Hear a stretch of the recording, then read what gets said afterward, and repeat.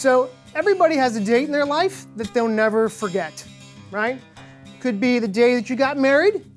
Perhaps it was the day you got divorced. Maybe a little exciting for some, right? Maybe it's the day that you walked in and your parents having sex. You never forget that, right? It's one of those things. So my date, April, a nice sunny Saturday in April of 1999, okay? I was addicted to speed, right? It happens. Had this addiction for many years prior. And when I say speed, I mean terminal velocity, okay? That kind of speed, right? So I had this motorcycle, and really fast, okay? Crotch rocket, some people call them. If you know motorcycles, it was a leader bike, right? The speedometer on it, it had a 170. That's pretty fast. But my goal in life was to get that needle over the 170. That was my goal in life, right? I was addicted to speed, okay? I'm out with my friends one Saturday morning, right? It's about 5 of my friends with me. We're out on a country road. It's a 2-lane road out in the middle of nowhere. There's usually nobody on this road. We've done it 100 times, okay? There's a little sharp turn that comes in, and then as you come around the turn, it's almost like an airport runway. It's like a mile long, right? And that morning, we came around that bend. Game on, right? We're rolling through the gears. It's 50, 60, 70, 80, 90, 100, 120. Now, around 120, you stop looking at the speedometer because things in front of you get really small really quick, right? And so I'm looking down the road, and way down there, I see this pickup truck, and it's pulling a horse trailer. And I'm like, yeah, no problem, right? I was being in the left lane. We'll just scoot on by. By the time they see me, I'm well past them. So I get close to the horse trailer, and as I approach, it decides to move over into my lane. Now, there was no way of getting around it, right? I hit the brakes, tried to scrub off some speed. I had no chance at stopping whatsoever, and I collided with the horse trailer, and I started to go down on the right side. So the first thing that happened is my right foot just kind of gets crushed against the pavement.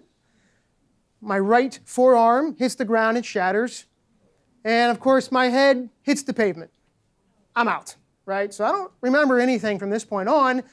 All my friends were behind me, and they said, damn, man, you did a really good Superman when you bounced off that pavement for a while, and then you kind of did some cool little acrobatics and flipped down the road, and then I kind of went off the road into the ditch.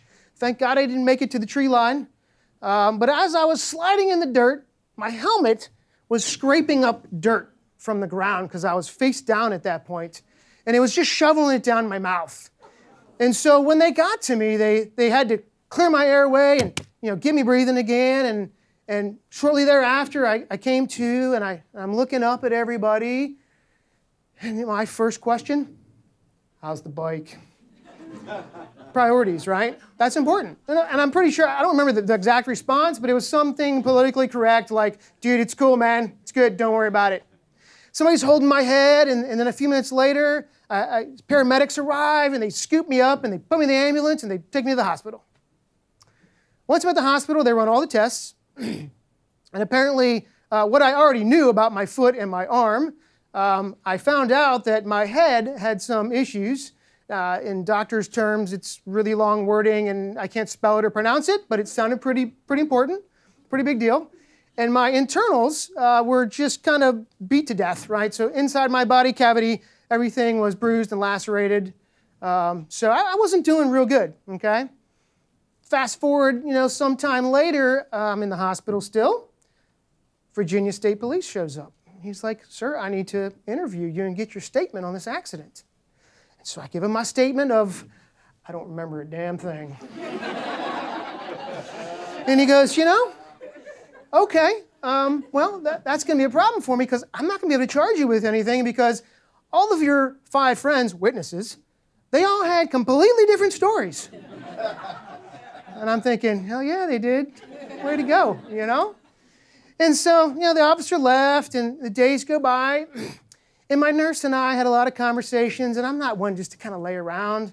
And I'm getting giddy, and she was seeing it, and she was like, maybe you need to set a goal. Let's set a goal, like a short-term goal of something you can accomplish. And say, okay, I'll think about that. She comes back a little while later and she's like, what did you think up?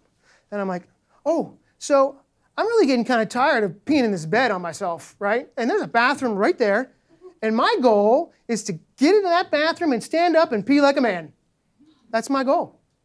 And she said, well, okay, that's a good goal. We'll work towards that. Eventually the day came where I said, this is the day. This is it. I'm feeling like we can make it. Let's do this. And I got this big pole over here with all the wires and the hoses and the Jesus juice bags.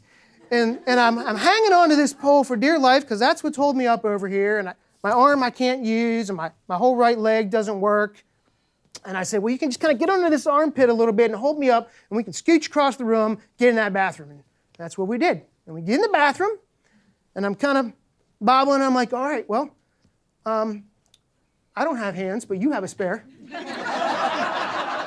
I'm going to need you to hold that. And she looks at me and she says, well, I don't think we thought this out very well. And I said, yeah, I did. And we had a discussion for a while there, and we came to the agreement that we wouldn't tell anybody what our agreement was. And so I can't finish that part of the story, but you can use your imagination. So the day came where I got out of the hospital, and that was pretty exciting, right? I went home, and then, my mom was taking care of me because I couldn't drive, I couldn't walk around, I was pretty much a handicapped guy. And she said, hey, we need to go and see your primary care physician, right? Because that's how insurance works, right? And you got to go do that, get your referrals and all that. And I said, well, I don't know who that is, right? I'm a guy. Like, I don't see a doctor unless I'm dying, right? And she's like, you're dying. And I'm like, okay, well, I do remember several years ago in open enrollment, right? They handed me this big book of names, right? And I just flipped through and I picked Tom Smith. I don't know. Tom Smith sounded great. Put him on the paper, and that's who my primary care physician was. And so my mom's like, okay, well, let's contact Tom Smith and let's go to the office. We go to the office, and we wait in the waiting room, and then we get to go wait in the second waiting room. And the doctor eventually comes in, and he asks me, he says, what's your story, right? And so I start to tell my story, and his jaw gets kind of long, and his eyes get kind of big, and I'm kind of nervous, like, is this guy going to pass out? And he slowly puts his hand up, and he says, stop with your story. He goes, I know your story.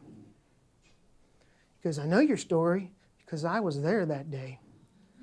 I was a guy on a bicycle that was in front of the horse trailer that I couldn't see, that the horse trailer was passing to get around, that came out, that hit me. He goes, I was the guy that saved your life. My primary care physician I've never met. Amen.